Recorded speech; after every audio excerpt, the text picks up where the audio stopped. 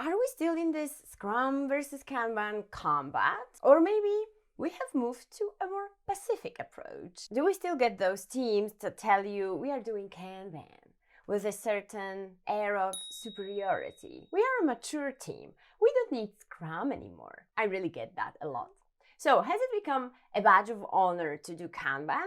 Is anyone doing Scrum anymore? Hi, I'm Maria, and we're talking process optimization here. It has been 2 years since my Scrum versus Kanban video, and there has been some changes. Today, I'm gonna debunk some of the myths around Scrum and Kanban, and I'm gonna be very pragmatic. I will explain the difference between one and the other in a very simple way. And I will also talk about the reconciliation, an approach called Scrumban. That's actually what I like to do most with the teams, because in the end, Agile is meant to be for collaboration, not combat, right? Before we go there, let me just say that this episode is sponsored by Teamhood, a lightweight and modern Kanban project management system. If you'd like to check it out, check the link in the description below. And now, let's dive into it. Who doesn't like to watch a good fight?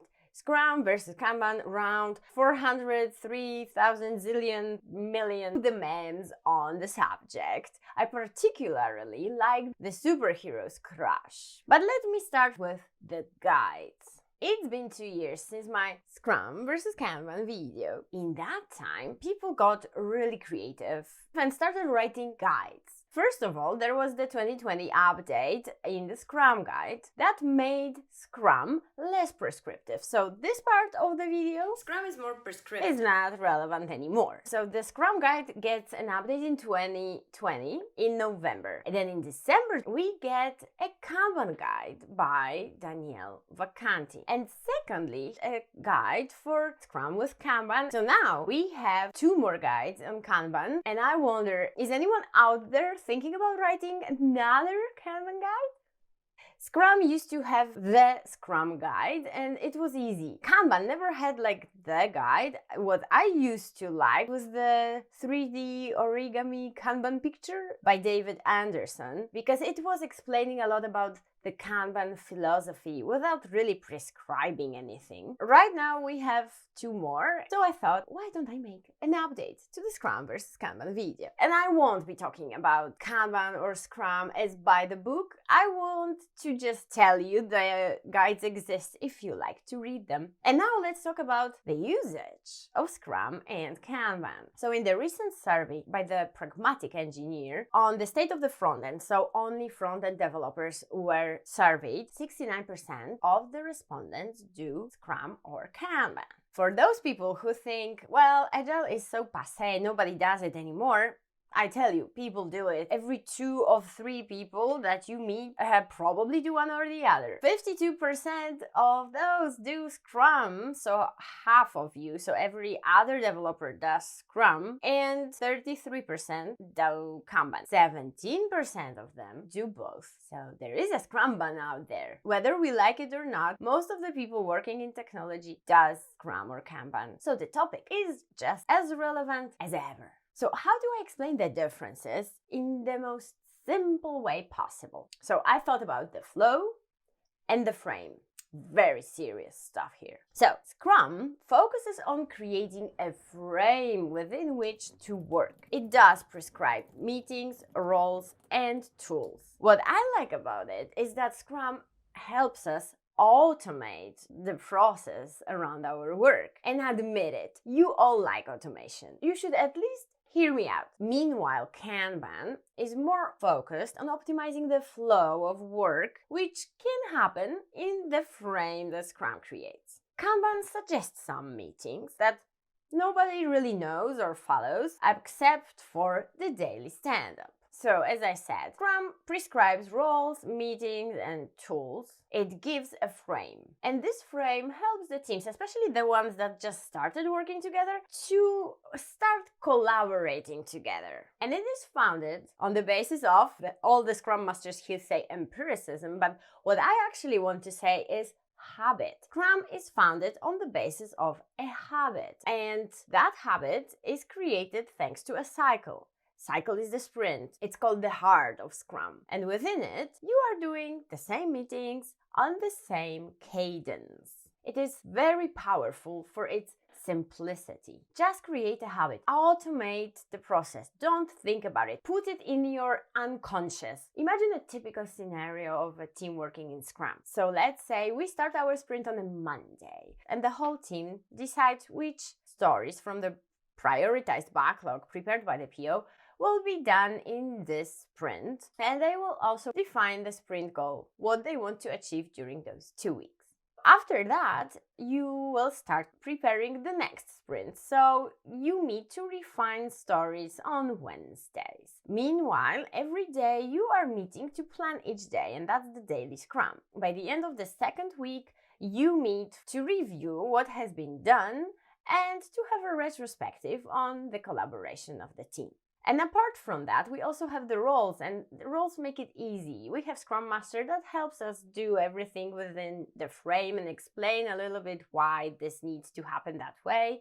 And then we have the Product Owner who will be organizing the backlog and preparing and talking to the stakeholders and making sure we work on the next most important thing. And then we have also developers, so the people that actually do the work, develop, test, and make sure everything works. If it's done well, you can actually deliver a piece of working software by the end of each of the sprint. It doesn't matter, you have to release it. It's just about having something accomplished by the end of the cadence, and then you have your share of dopamine because you achieve the goal. This iterative approach really helps to understand what Agile is all about.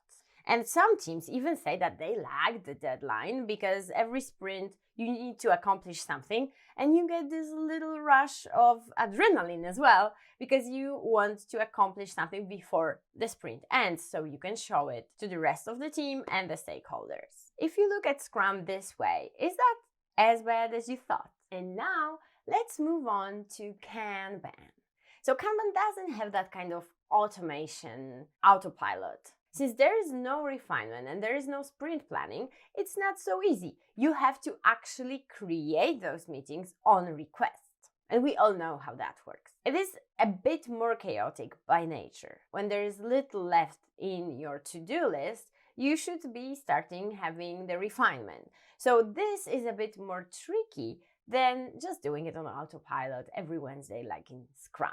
So what matters most in Kanban is not the frame around the work, is to actually focus on the work and have it go through your system, through the workflow in the most efficient way. And it doesn't matter if you are a one-man team or a huge team, because the roles and the meetings are not as prescribed as in Scrum. What matters is that the work flows at a consistent pace. The rate when stuff goes into the system is the same rate as stuff goes out of the system. And in this way, we don't create any bottlenecks and the work flows smoothly. I would compare Kanban to a board game. You want the pawns to go in the most optimal way from the start point to the end point. And Kanban has some rules on how to make it the most effective, efficient, and predictable. One of the main things in Kanban is to actively manage the work in progress. And for that, the big thing is to limit the work in progress.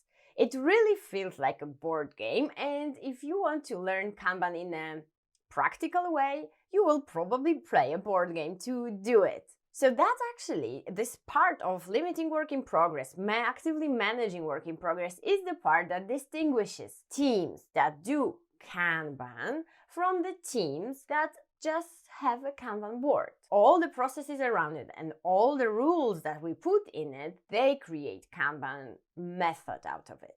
One thing about my favorite topic, you know, the daily deadly stand-up where people just wait for others telling their life stories. That can happen a lot in the Scrum teams because they are not managing actively the work in progress. And sometimes you would see that those people that talk for half an hour on their daily, they never mentioned any story. They just were talking about the meetings they were on yesterday. And in Kanban, it is really important that when you are on the daily, you just look at the board, you do walk the board. You can watch my video here, and I really recommend it if you haven't done this on your daily. And you manage the work. You want the work to go most efficiently through the system, and you make sure that you can finish something every day. You don't want the work in progress to stay there in progress for too long. That's just on a side note. And let's go back. So we now understand what Scrum, the habit, creating habit and a frame around work we do, and what's Kanban. It's actually the work we do, making sure that it goes most smoothly through the process and it gets done in an optimal way. As you see, they don't clash at all. It could actually be very profitable for everyone to just combine the two. So have Scrum be done with Kanban at the same time. Scrum with Kanban,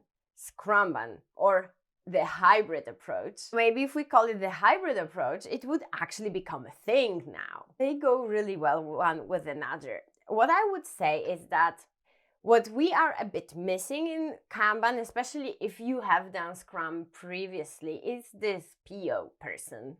The product owner really helps to have one person that will actually organize the backlog and make sure and talk to the stakeholders and so on. It also makes sense to have somebody like a Scrum Master, and I also have a video about a Scrum Master for Kanban teams. It's also helpful to have the meetings. Like, as I said, having a habit of refining stuff every Wednesday or every day that you decide, it decreases the complexity of thinking about it, creating the meeting, making sure everybody can join, because the refinement is there. You have a slot. You can delete it when you don't need it, but it's better to just have it than not have it. So that's when it comes to the Kanban. But when it comes to Scrum, this approach to look at the workflow and create work in progress limits to make sure that we don't have too much work open. You know, the typical moment when you start the sprint and on the second day, there is an infinite number of stuff in progress, nothing really done. And by the end of the sprint, we usually have an infinite number of waiting for QA stories. And again, still nothing really done. Start thinking about what we can finish today, what we can finish every day. And this Kanban approach helps a lot, because if you create a limit in the work, you cannot start something new until you test something that's waiting to be tested or help another person do the code review. It's really this mindset change with Kanban that we need to do to start thinking in a different way. Start thinking about helping the work go through the system as opposed to start something again. I really recommend introducing small parts of Scrum in Kanban and small parts of Kanban in Scrum. When you have both, you have the system, you have the habit, the automated autopilot that helps you just go through your days, and you also have a tool to help you navigate the work, decrease the bottlenecks in your workflow, and make sure you are actually managing the work rather than managing the people you work with. And I hope this video showed you that Scrum and Kanban are totally compatible, and we can improve and go to the next level if we actually mix them together rather than combat them. So collaboration, not combat. Thanks for watching. Bye